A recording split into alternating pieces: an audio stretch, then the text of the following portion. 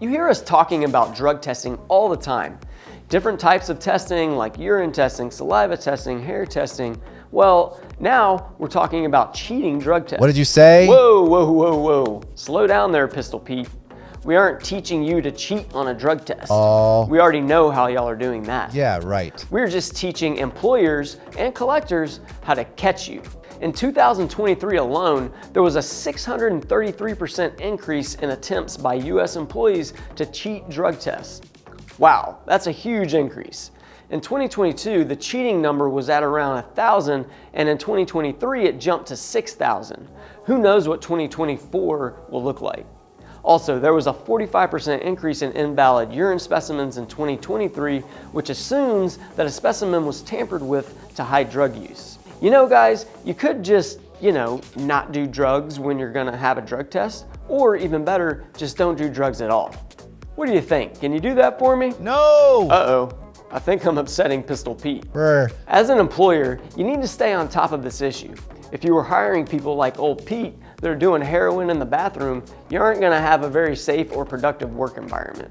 We have trained so many company supervisors with a drug and alcohol reasonable suspicion training just so they know what to look for.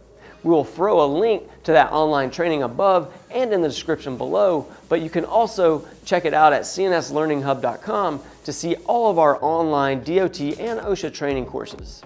Detecting these issues becomes even more important if you have employees in safety-sensitive positions, because now they're putting themselves and others in danger. Did you know that over 65% of all accidents on the job are related to misuse of drugs or alcohol?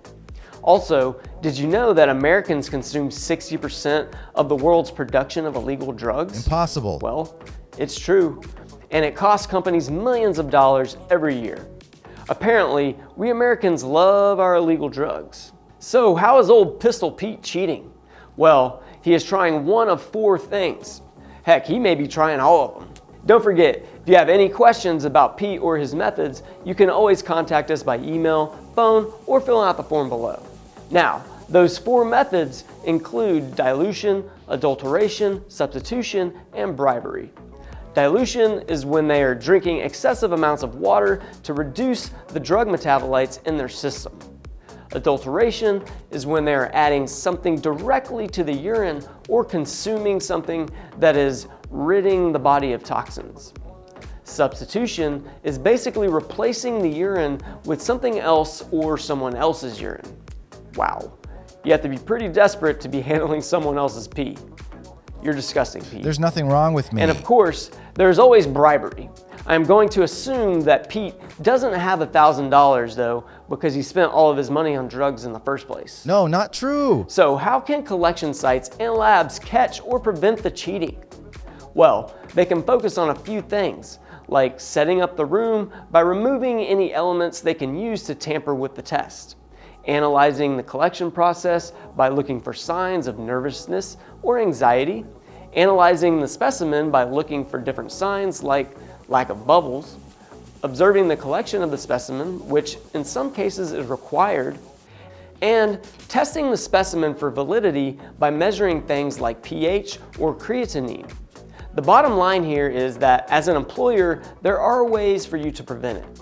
Honestly, from the sounds of it, with the increased numbers, maybe we're just getting better at catching them. If you are required to drug test or just want to keep a drug-free workplace, we can always create a drug testing policy and procedure for your company. Just call, email, or fill out the form below, and our occupational healthcare specialist will be happy to help.